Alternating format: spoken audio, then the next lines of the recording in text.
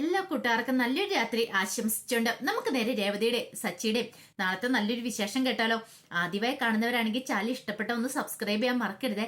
അതോടൊപ്പം തന്നെ വീഡിയോ ഇഷ്ടപ്പെടുവാണെങ്കിൽ ലൈക്ക് ചെയ്യാനും മറക്കരുത് കേട്ടോ.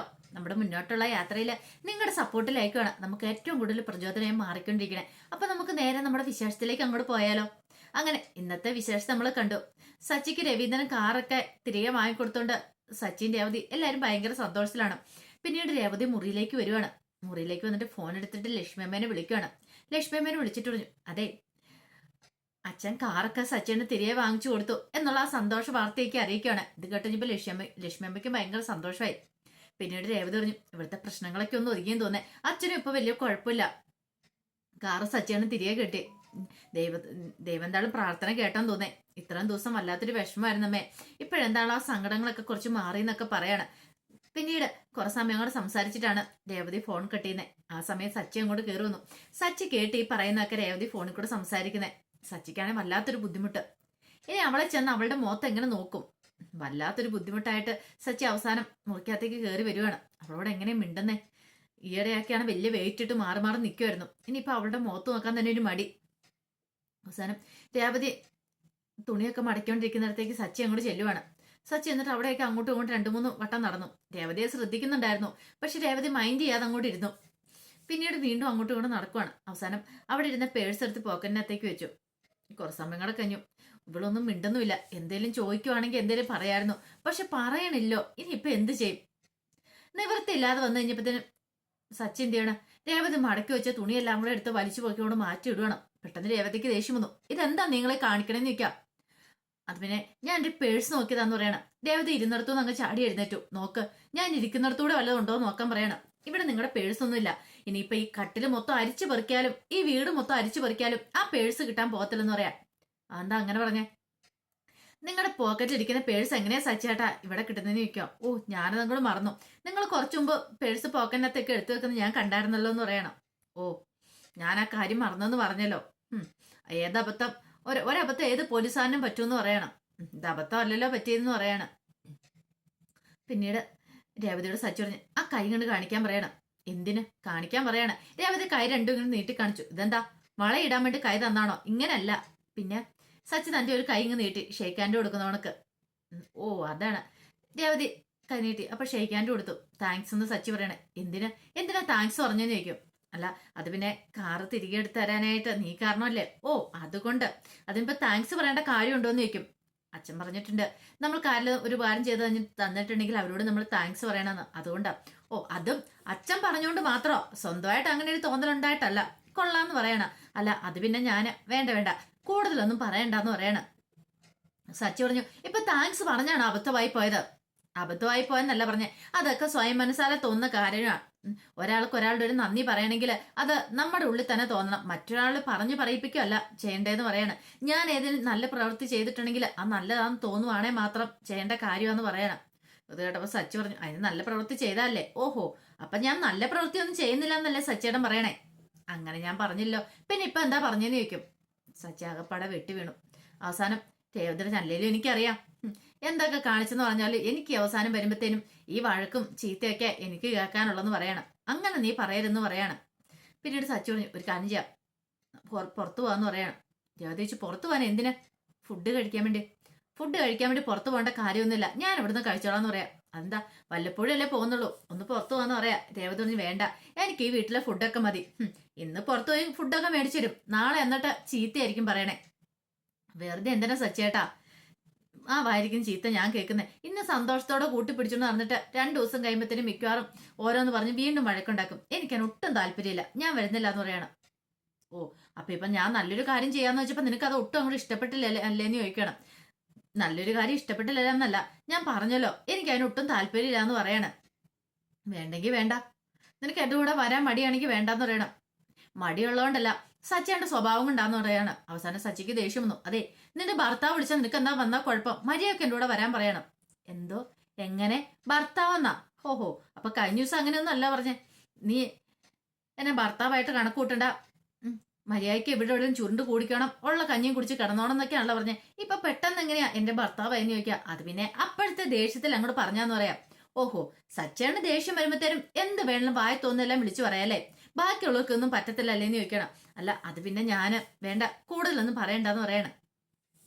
രേവതി പറഞ്ഞു എനിക്ക് ബിരിയാണി കഴിക്കാൻ തോന്നുന്നില്ല എന്ന് പറയണം. അല്ല നിനക്കൊന്ന് ബിരിയാണി കഴിച്ചാൽ എന്താ കുഴപ്പം? ഓ ഇനിയിപ്പോ ബിരിയാണി മേടിച്ചെന്നിട്ട് എന്നെ സോപ്പിടാനായിരിക്കും അല്ലേ?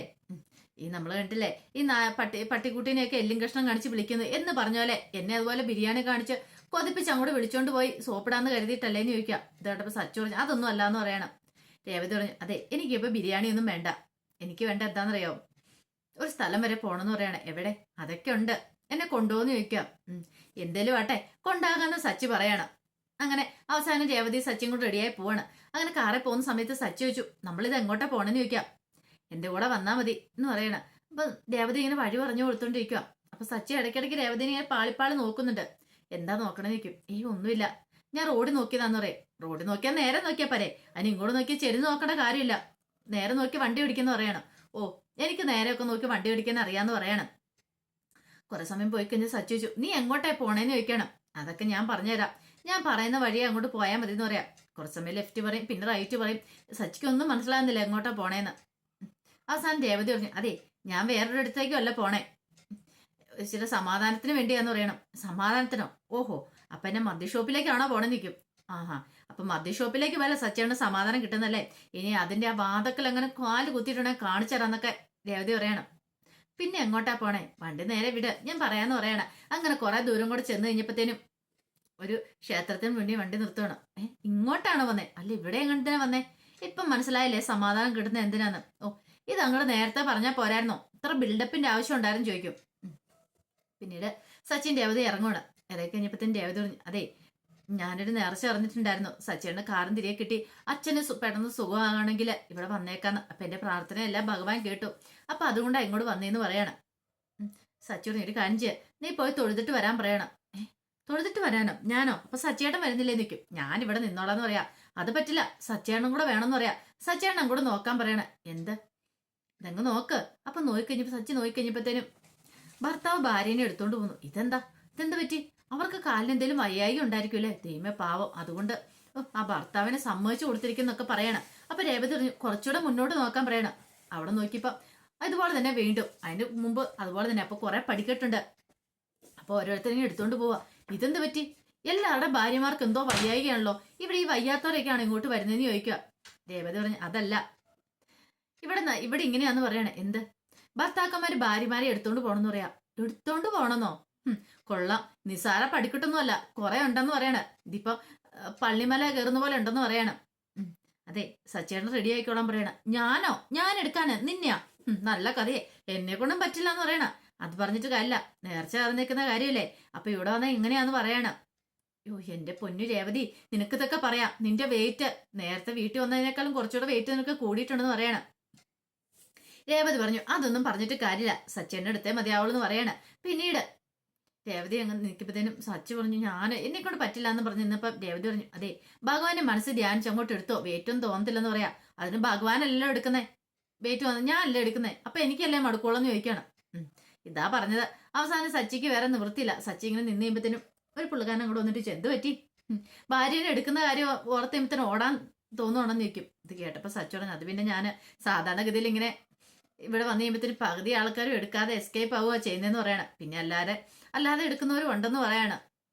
അയാൾ അത് പറഞ്ഞിട്ട് അങ്ങോട്ട് പോയി കഴിഞ്ഞപ്പോഴത്തേനും രേവതി കണ്ടില്ലേ, ഇതിനേക്കാളും വലിയ നാണക്കേട് വേറെ ഉണ്ടോ, വലിയ ശക്തിമാനം ഞാനെന്നൊക്കെ പറഞ്ഞാണെന്നിട്ട് ഇപ്പൊ എങ്ങനെയുണ്ട്?